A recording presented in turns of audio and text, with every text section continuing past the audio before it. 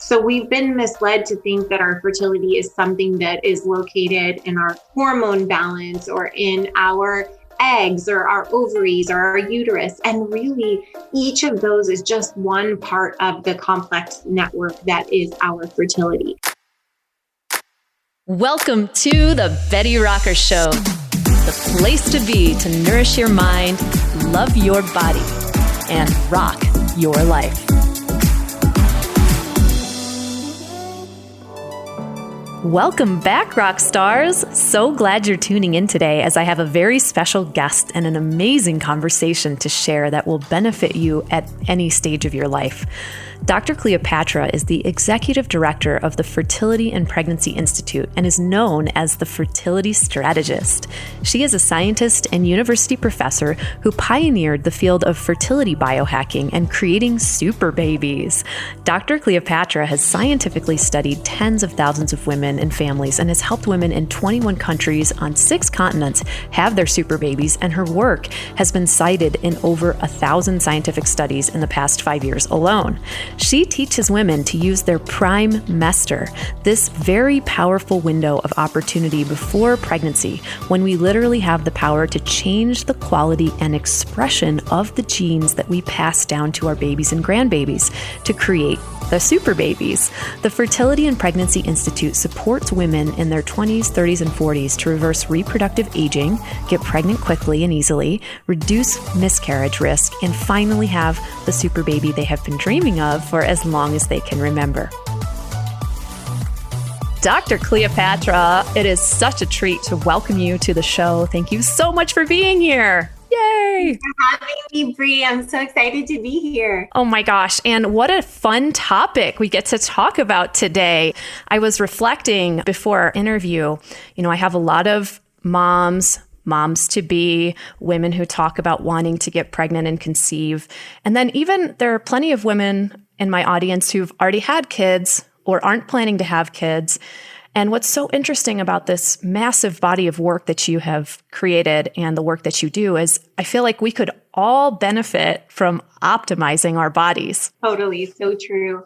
So we don't talk enough about the intricate ties between our fertility and our longevity. So even for the women and mamas in your audience who already have had their children or aren't planning to have children or are past the years when they could have children, this is still really important for their overall mental and physical health and for their longevity as well. Yes. And I think we all can get behind the idea that creating a better state for longevity is really important. And also, for those of you who have kids, you want to live a long, healthy life in a fit, strong body that you love so that you can be there for your kids, so that you can model those behaviors to them. And I'm not a mom, but of course I have tons of cousins and cousins' little kids who I get to spend a lot of time with. And I always want to be a good role model to them. I want to be healthy for them. So we all have a really good reason to learn this information today. And I know that you are just obsessed with creating healthy babies and happy, healthy families. So I would really love to know how you got started working in this area and what is it that's so interesting to you about this work? Yeah, so it's so funny. One of my best friends, Dr. Roseanne Kapana-Hodge, we affectionately call her Dr. Ro, always tells me, don't say obsessed. Obsessed has a negative connotation. And I always say to her, but I am obsessed. How else would you describe it? And I also think that for all the people we really look up to in the world for how much they have poured into their craft and the way they've perfected their craft, they're all obsessed. I think about LeBron James, who just won another championship with a new team, the Lakers, and I live in Los Angeles. So of course we celebrated that. All of us who have poured our lives and our being into our craft are obsessed with what we do. And it was really early in life for me that I became obsessed with fertility and pregnancy because I lost my own mother at birth. Although I have said that thousands of times in my life, it is never easy to say. And I was actually talking with someone earlier and I said to her that it's so unfathomable that even though I have lived it, I can't even fathom it, how terrible it was to be born as essentially as your mother is dying and then to grow up without a mom. That is such a difficult beginning to life, as you can imagine. And so by the time I was 5 or 6, I had a conscious awareness that reproduction is one of the most important things in life, if not the most important thing in life. I became obsessed at that young age with trying to figure out what we could do, where we have control to help reproduction go well for as many women and families as humanly possible. You just have such a personal connection with this. And I find that the people who do the greatest work tend to have a very deep personal connection with the work that they do. It's a true heart connection. And because of this, I got obsessed with watching the videos on your website and watching what all of these women were saying about your work, and how one woman said your work had saved her life. Women talk about how you've just changed their life, how healthy they feel. And they talk a lot about this really interesting concept that I've never heard before called the Prime Mester. And I understand that that's really a hallmark of the work that you do. And I would love it if you would explain it to us. The Prime Mester is one of the most important and magical windows of opportunity that we will ever have as human beings. And so it's really important to me that as many people in the world as possible know about the Prime Mester. So it's the 120 plus days leading up to conception. It can be much longer than that. It can be a year, it can be 2 years, it can be 10 years, but at minimum, you want it to be 120 days leading up to conception. And the reason why this window is so magical and so powerful and so important is because we can literally change the expression of the genes that we pass down to our super babies and our super grandbabies during this period of time. At the Fertility and Pregnancy Institute, we use the Prime Mester to preserve and extend and ignite fertility. So we use it to overcome fertility challenges and conditions of subfertility, but we also use it to make super babies through the process of epigenetic inheritance. And I can say a little bit more about what epigenetics I would is. love for you to, because many of our other guests have touched on epigenetics, but no one stopped and explained it. And I think this is the perfect time to explain it. Epigenetics is so important. Again, it's one of those things that I really want everybody to know about, because we used to think that our genes were our destiny. And now, as of the last 35 years, we know the extent to which that is not true. So epigenetics as a scientific discipline and field is relatively young. It's only about 35 years. It translates into literally is above genetics, epigenetics, above genetics. And what it means is that we can change the degree to which our genes express themselves. So we can, through what we are taking in, what we are thinking, how we are moving or not moving, how we're sleeping or not sleeping, the kinds of blue lights and other environmental factors that we are being exposed to, toxicants that we're exposed to, can either activate or suppress the expression of our genes. So you can think of this, sometimes it helps for people to think of it as a light switch, and a light switch that has a dimmer. So you can either flip the switch on or off, or you can dial it up or dial it down. So what we are doing in the Prime Mester to strengthen fertility and overcome fertility challenges, especially in the case of reproductive aging, when people say there's no hope for you and it's too late in your reproductive span, which is the time within which you can have biological children, we are using this epigenetic process to activate our genetic strengths and privileges and to suppress our genetic vulnerabilities. And it's the same process that creates our super babies and our super grandbabies, because this process of epigenetic modification gets passed down to our children and our grandchildren through a process called epigenetic inheritance. And we know that epigenetic inheritance crosses at least 2 generations, and we think much more. I've heard it talked about even up to 7 generations. It's speculated. I have some dear friends who recently got pregnant, and they're super hip to wanting to heal their own traumas as a conscious couple and they went and got all of these tests done and were super, super aware because they wanted to make sure that they created a vessel of real clarity for her body and were so conscious. Me too. And they did like a ceremony. They're so adorable. That was the first time I'd really seen a couple publicly going through that process. And it really reminded me of your work because this is truly the awareness that we need to have if we're going to conceive. We want to heal those things within us so we're not passing them down. And also, like, I love what you just said about turning on our privileges and our strengths and our gifts and turning off our vulnerabilities. That is some powerful stuff. I just wanted to say, that spiritual traditions have had an understanding of epigenetics for a long time. I have goosebumps as I say this. So when I was about 25 years old, I was working on my dissertation and I was a PhD student at UCLA. And I came to a point where I was like, okay, I have cracked the code from the scientific perspective. I have all the pieces in what is now called the Prime Mester protocol. It used to be called In Bloom back then. And yet I understand that there's something more than I can account for with the science that goes into this. And so I went, as I was planning my dissertation, to study with Gurmukh, who is the founder of the Khalsa prenatal Kundalini yoga. And I trained as an instructor with her. And one of the things that they taught us, and people see that in my Prime Mester protocol now, that it contains elements of Kundalini yoga and meditation. We have people of all religions and all backgrounds with whom we work at the Fertility and Pregnancy Institute. So it's not religious in any way because it fits with whatever religion people come with. We now have families in at least 21 countries, maybe 22 on 6 continents now. So I always say there's no group of people whom we haven't studied, whom we don't know how to support, and whom we don't understand, because I've studied them all.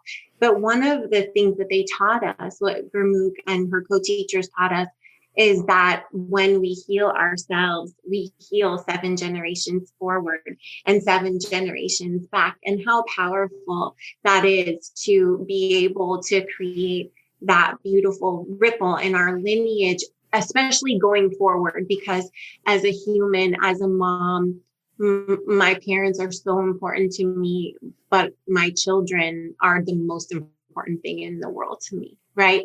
So how beautiful to think that with my conscious and deliberate and intentional way of being and living and acting, that I could heal some of the pain that both of my parents endured in their lifetimes. My mom's lifetime was very short. My dad's lifetime was longer, but not long enough.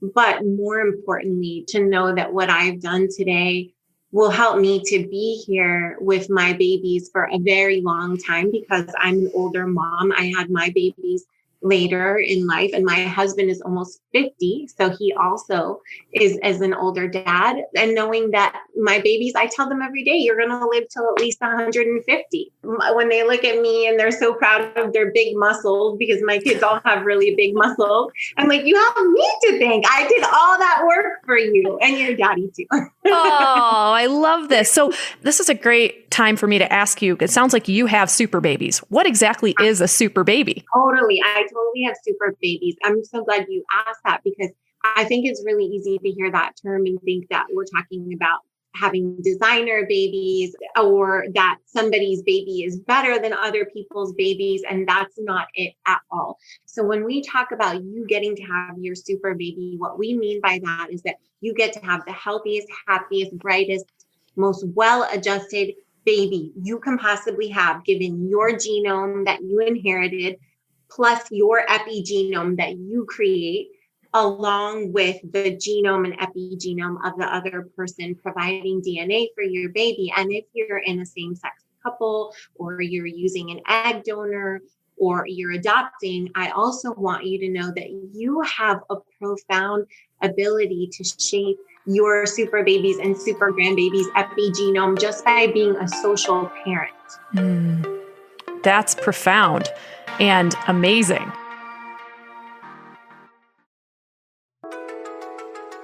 We all have the ability to influence the expression of the genes of the people around us by this beautiful ripple effect that you're talking about, by not just when our babies come through us, but when our people are around us. I love the expression, it takes a village, right? We talk a lot about in fitness and in entrepreneurship, how we're the product of the people that we spend our time around, right? So the more we work on our self-growth and nurture ourselves and work on healing old traumas and old things that trigger us, the more we're sort of naturally attracted to other people who have an energetic frequency that's similar to ours. And the more that community then becomes the people who your children are going to be around, right? And they have an influence on your kids and also on the expression, I'm sure, of their genes in some regard as well. So I can't say that it all comes just from the parent. I mean, sure, it has an influence of the community in some ways. Community is so important. In fact, my husband and I have been so deliberate about creating and cultivating the community that we want for our super babies and our super grandbabies, things that we never had and never, though we were so focused on survival with our parents and as we were growing up that we couldn't even think about what kind of community do we want to cultivate, right? Today, thankfully, we have the privilege of considering much higher order problems, like what kind of, or when I say problems, I don't mean bad things, I mean opportunities of what kind of community do we want our children to experience. And we've been so deliberate about where we live because of that, what schools we choose for our children because of that, and really focusing on progressive schools where they treat children like human beings who deserve to be heard and respected and not just forced into a desk and to be quiet all day long. That has been so important to us. My husband's father was killed very tragically in his native country. He was a professional soccer player, the first Surinamese soccer player to play for the Netherlands. So my family's a soccer family, and I'm raising two future pro soccer players who are super babies, amazing. My husband's father, when he retired from football, he became a politician and a leader in his country. And there was a political coup, and he and 12 other men were kidnapped and killed. And my oldest baby, who's 7, I mean, consider that for intergenerational transmission of stress, right? So we did so much work as we were preparing for our babies, but our oldest baby, who's now 7, Luxor, just recently learned that his grandfather had been killed. And I think he was a little too young to learn that. But one interesting thing when you talk about community, we live in this beautiful community where my children have the privilege of trusting the adults around them. And when my son first learned about it and he was kind of processing it, he wanted to talk to a neighbor about it. And he did. And then the neighbor texted us after to let us know that he had had a conversation with him about it. But I am so thankful that, I mean, if you think about this night and day, what my husband and I, how we grew up versus how our children are growing up. And thank goodness, I mean, that was completely deliberate. But if you think about it, it's such a beautiful privilege to be surrounded by people who you know that at any moment you can really go to anyone and ask for what you need, talk about what you're thinking about. All of those things are so hugely important for young people. Like you said, it takes a village to raise children. It also takes a village to raise mommies and to raise parents. At the Fertility and Pregnancy Institute, our goal is to be the village that helps to not just bring about the super babies, but help to raise the mamas and the papas and the co-mommies, all parents.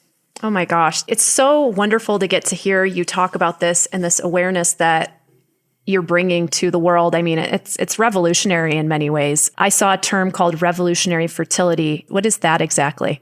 Revolutionary fertility is all about the idea that today in the modern world, especially as women, but as all human beings, getting to have both the family and the life as a whole that we want. So whether it's the career, the amount of success, financial or otherwise that we want, is really a revolutionary act and an act of rebellion. And we are so strongly in support of that revolution and that act of rebellion that we are here to help ensure that women everywhere in the world get to have that, and humans everywhere in the world get to have that. I am such a fan of your work and your site, and your brand and everything you do is so incredibly inclusive to women everywhere, which I really, really appreciate. You know, you talked a little bit about your dad, your husband's father, like these generational things, and your mom, of course.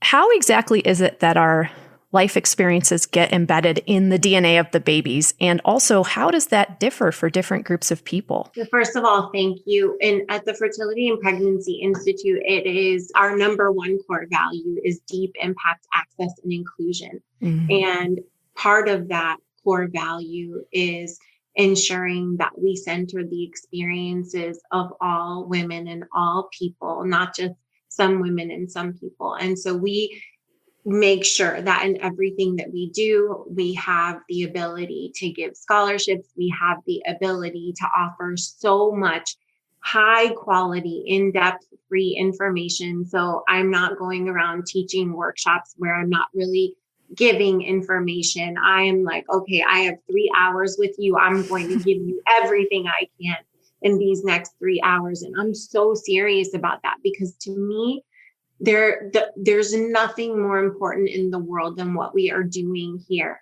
And anybody who wants to be part of our mission needs to understand the gravity of what we are doing here. Obviously, we do it with pleasure and we do it with joy and we do it with love, but we are doing something so important here and we need for everybody to understand that. I always say that prime mestering is one of the highest forms of activism available to us on the planet because it changes the state and the soul of the world for generations to come. It far and long outlives us. And that's the legacy that we want to be part of. That's the legacy we want to leave. We talk about legacies of good health, of leaving money for our children, of leaving real estate for our children. There's no more important legacy of all of those than leaving good health through prime mestering. And so I think it really is one of the most important things that we could do, and to ensure that we're centering the experiences and realities of women and children and families everywhere in the world. So thank you so much for that.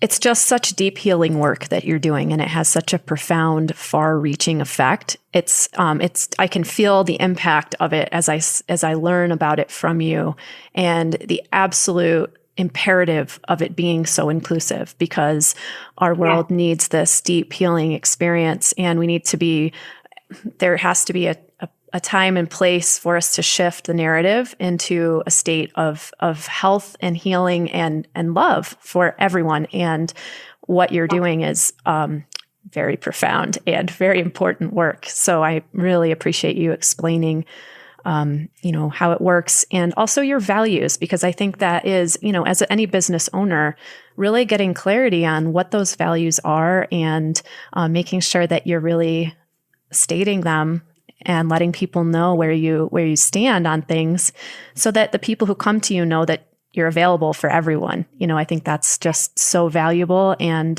you're a great role model in that with your business. So thank you for everything that you're doing in that regard. Really important. Thank you so much, Bree. I think that if you've worked with us at the Fertility and Pregnancy Institute, for those who have, you will see we have an incredibly diverse team, and that is absolutely 100% intentional, so that we have representation of all the people we serve and hope to serve in the future as well. And when I was listening to you, I was thinking about, I was on a panel with some of the leading longevity scientists and experts of the world a couple of days ago.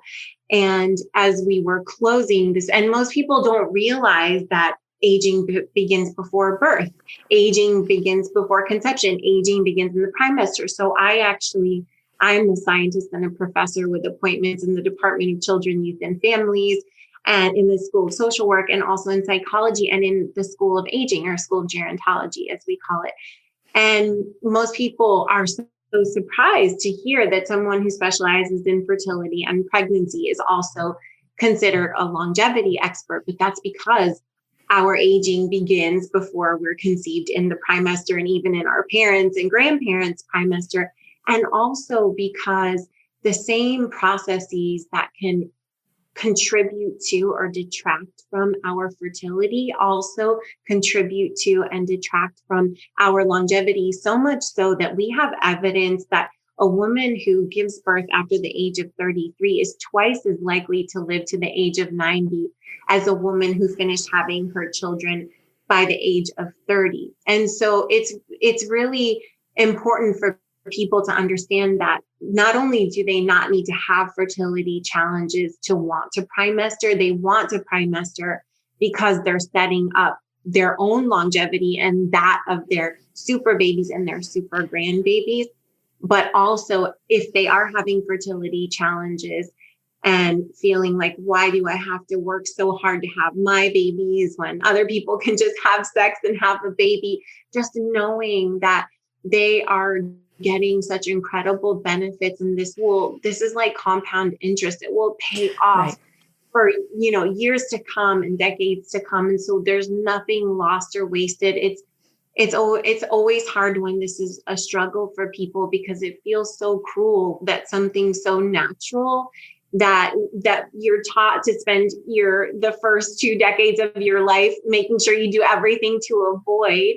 And then you just expect that when you're ready for it, your fertility is going to be there for you. And it's cruel when it doesn't work out that way. But the beautiful silver lining is that when people go in search of resources for their fertility and they find the prime mester, they have changed their lives. And we hear this over and over again. I have a beautiful mama, Shanda Sumter, and I only name her because she speaks so openly about prime mestering with me, and has said this very thing, that she never imagined she would have fertility challenges. Obviously, she would never wish for them. But what's been so amazing is that now she's healthier than she was in her 20s. And it's also been so amazing for her husband as well. It's such a proactive approach. Yeah. And that's something that we really focus on and teach in the Betty Rockiverse, as we affectionately call the Betty Rocker universe. That's so awesome. Because I think, we don't want to wait till we're sick. We don't want to wait till we have a problem. We want to actually proactively, approach our health in a way that sets us up for success. Mm-hmm. And some of us have biological challenges. Some of us have things that, we don't always recognize that are affecting us so much. I remember when I got a telomere or telomere. I don't know which way to say. People say it both ways, but I think the correct is telomere. So when I got a test, I was just 40, and my telomere test showed that I was like in my 60s. And really? Yeah. Surprising, right? You would think so, except you haven't known me for my entire life, right? I've only really been taking really good care of myself for the past decade. And I didn't address my own personal traumas until I was, late 30s, early 40s, and started to heal those things. And it's I look younger, I feel younger. I started meditating, I look younger now in this decade of my life than I did in the last decade, and probably better than I did in my 20s. I certainly feel better. So It is profound. And so I didn't have a proactive approach initially because I was in reaction. We don't always know that we're going to have to take care of ourselves like this until we learn. And that's why it's so important that you're here talking about this today, because you told me one of your missions is to get this knowledge out to as many people as possible. And I think it was, something I read or something I heard probably that sparked me on that journey of awareness of this. And so it is really important that you keep speaking and talking and getting your word out there, because it's so important. Now, I have multiple cousins. I'm so blessed with cousins. I have 15 cousins, and some of them had their babies in their 40s and very successfully, very healthy mamas. So I know there are women listening who are having babies at a later time in their life, and you've touched on this. So what do women need to know so they can have babies later on, in their biological clock or in their later time in their life? Yes. So, and I also am an older mom. I have 3 super babies so far, considering having one more if I can get my hubby on board with the idea. And I had our super babies right before my 35th, 37th, and 40th birthdays. I just turned 42. And we conceived them all in the first try. They're all born in March. I planned it that way. And what I will say for women who are older wanting to have children, or women who know that they will be older having their children, which was the case for me. I was doing a PhD. I was doing a postdoctoral fellowship. I was on the tenure track as a professor at the University of Southern California. I knew that I was going to be having my children later in life. So the most important thing that you could possibly do for yourself is start to learn about the Prime Mester and begin implementing it as early in your adult life as possible. So my goal is, in addition to reaching women and couples all over the world, is to make sure that we start to reach them in their early 20s, like on college campuses when they're nowhere near wanting to have children, but they are starting to plan for their futures. Just like when you're planning for your future in every other way, what career you want to have, what you want to have achieved by the time you meet your partner and or have your children. I want you to start planning for your fertility in the same way, for your biological clock and fertility. Because when you Prime Mester, you're giving yourself the very best odds of preserving, extending, and igniting your fertility.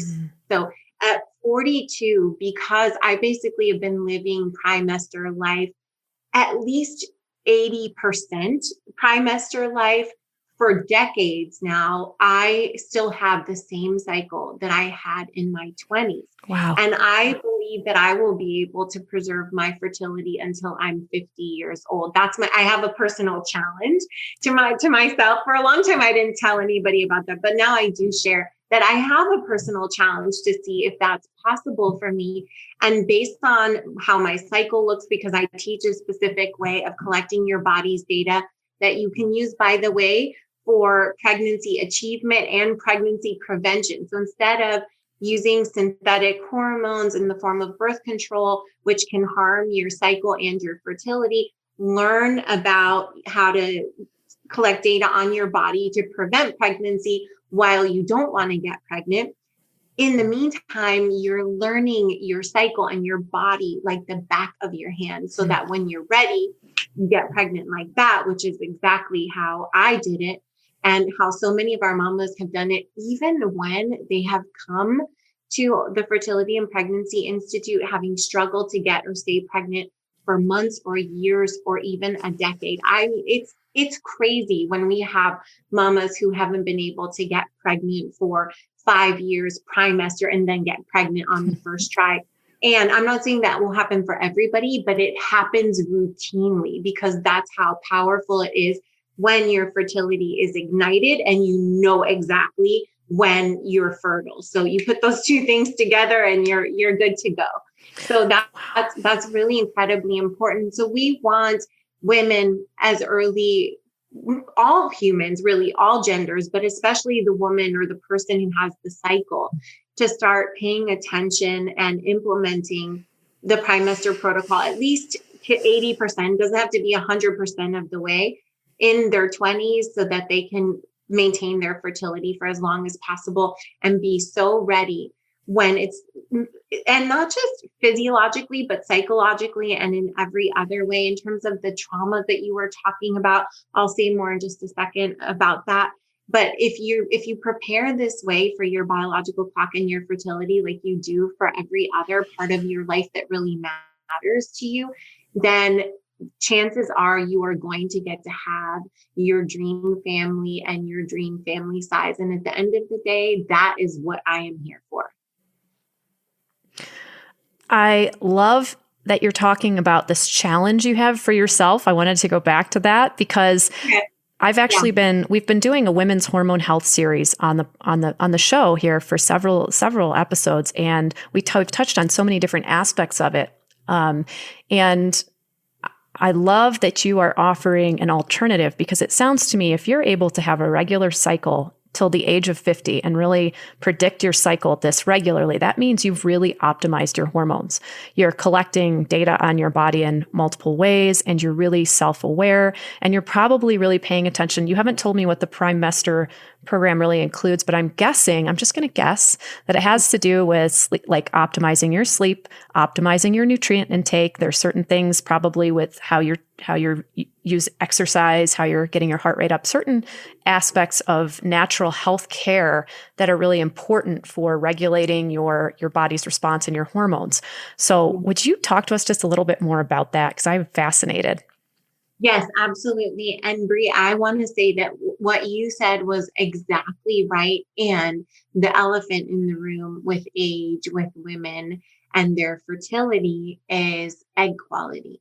And I want anyone who's listening, who's worried about their egg quality, whether they're in their 20s, 30s, 40s, or beyond, to remember that just like our fertility system as a whole, and we're going to talk more about that in response to the question you just asked, just like your fertility system as a whole is an epigenetic process, so is your egg quality. The earlier in your life you are paying attention to your egg quality, the better off you are going to be when you want to have children later on in life. So it is about maintaining your healthy cycle and continuing to collect data on your body, because one of the most important things about collecting data on your body is that your body will tell you when there's a big change that you need to pay attention to. It will signal to you that something might be off, something might be changing, and that you want to look more closely at what's happening.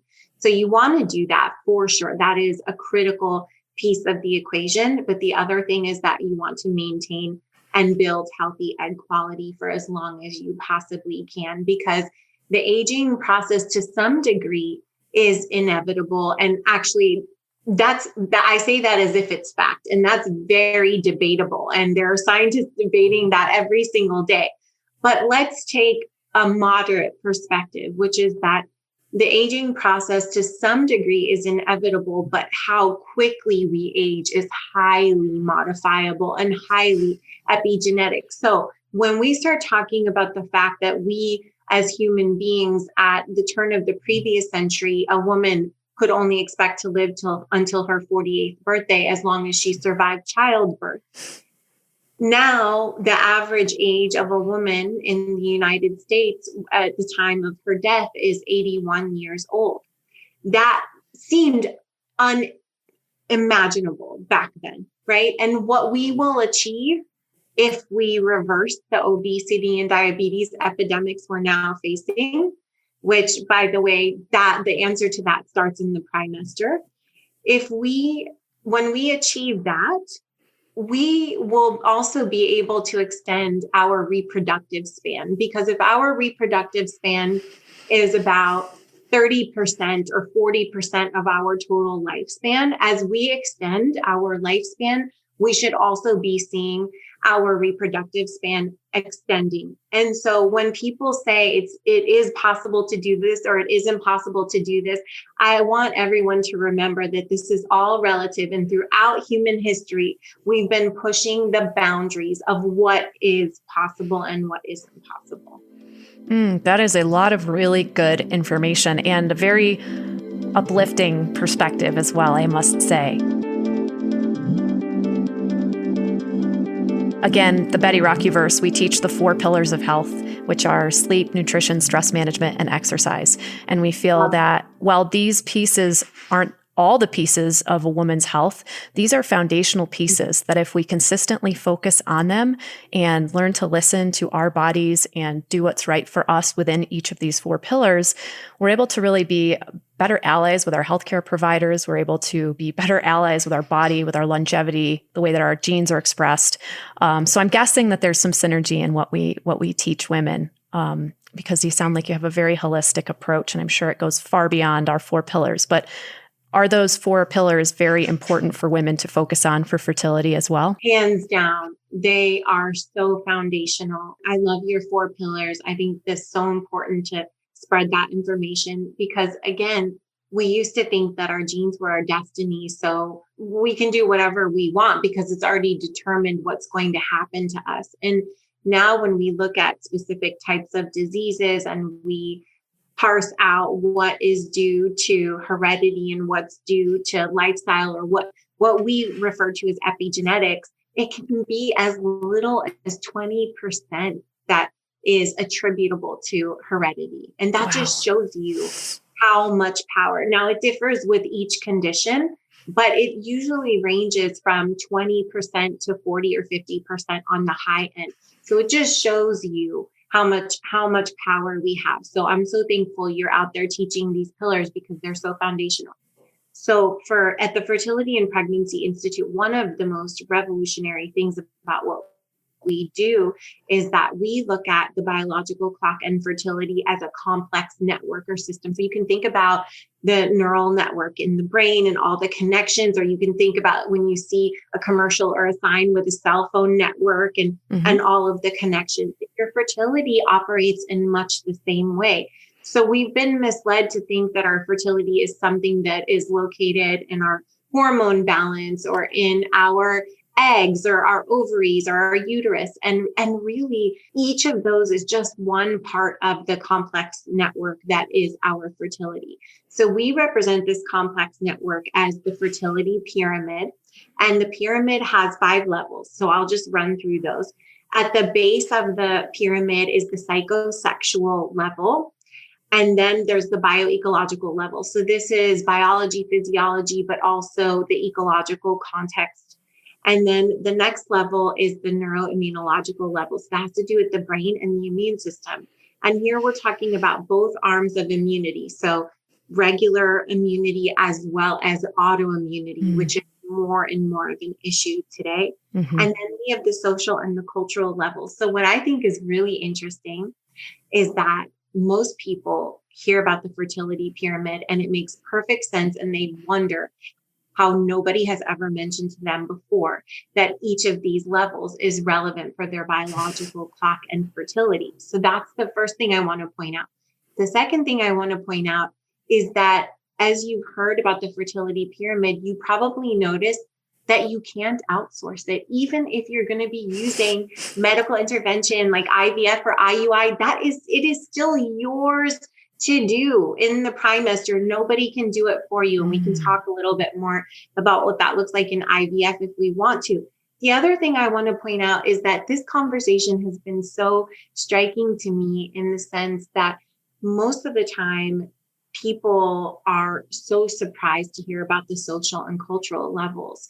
And yet we've been referring to them already throughout this conversation when we've been talking about the intergenerational transmission of stress and trauma, when we've been talking about social identity and race and ethnicity and culture and different aspects of who we are that shape our life experience and how those life experiences become embedded in our DNA through these epigenetic marks that they leave.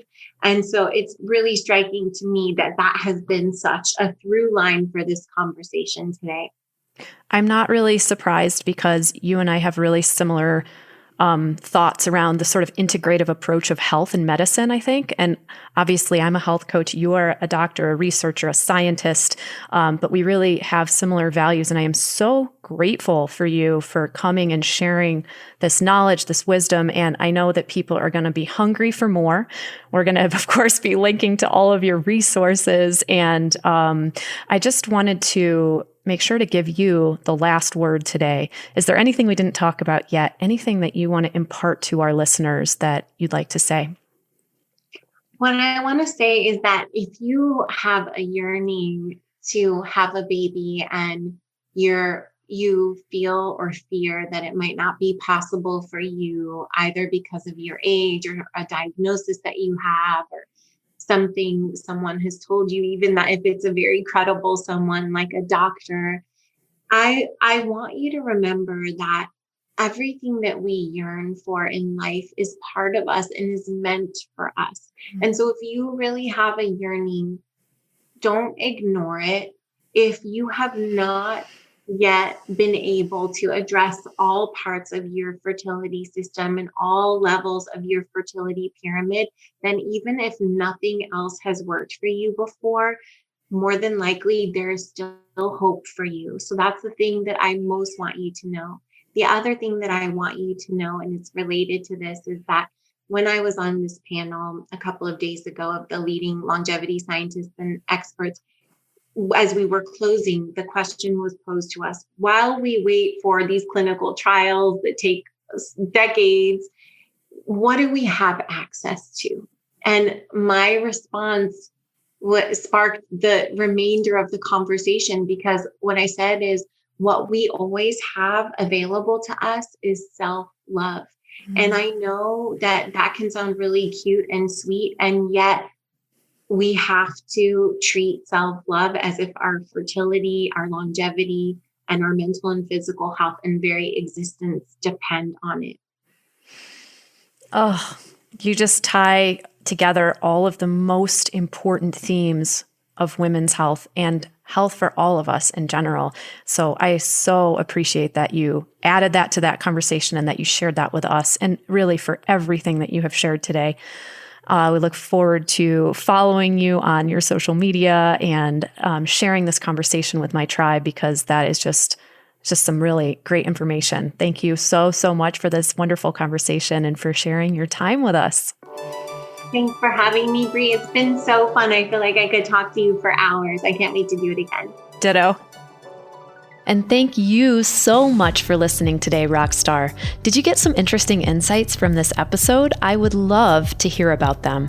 You can post your comments and questions on the show notes page over at thebettyrocker.com/podcast and catch up with other episodes you may have missed in this series. And of course, along with all the notes from this episode, we have links to Dr. Cleopatra's social media, her website, and all of her amazing information and ways you can connect with her. Please feel free to share this episode with a friend who could benefit from it. And really keep in mind that Dr. Cleopatra affirmed for us today that the 4 pillars of health are truly essential pieces of our health and longevity and integrate with other aspects of women's medicine that we've heard about from so many of our wonderful guests. So I want you to continue to really pay attention to them today and every day. Now, next week is our final episode of Season 1 of The Betty Rocker Show. We will be taking a short break and coming back to you in a few months with Season 2. I can't thank you enough for being a listener of Season 1, our first season. And for our final show, I'm bringing you the one and only Emily Fletcher, my dear friend and the founder of Ziva Meditation. As we discussed today, the self-love piece and the deeper work that only you can do can really help mitigate stressors, give you a deeper sense of balance and inner peace and purpose, give you the edge in your life and your healthcare, and really just improve everything about the quality of your life. So we'll be talking about ways to cultivate more mindfulness and presence, the value of meditation, and tools you can use to feel more ease, grace, and joy in your life, which is really my wish for you always. Until next time, I'm Betty Rocker, and you are so awesome and amazing. I'll talk to you again real soon. This podcast is for information purposes only. Statements and views expressed on this podcast are not medical advice. This podcast, including Brie Argetsinger, Betty Rocker Inc., and the producers disclaim responsibility for any possible adverse effects from the use of information contained herein. Opinions of guests are their own, and this podcast does not endorse or accept responsibility for statements made by guests. This podcast does not make any representations or warranties about guest qualifications or credibility. Individuals on this podcast may have a direct or indirect financial interest in products or services referred to herein. Before starting a new exercise, fitness, or health protocol, or if you think you have a medical problem, always consult a licensed physician.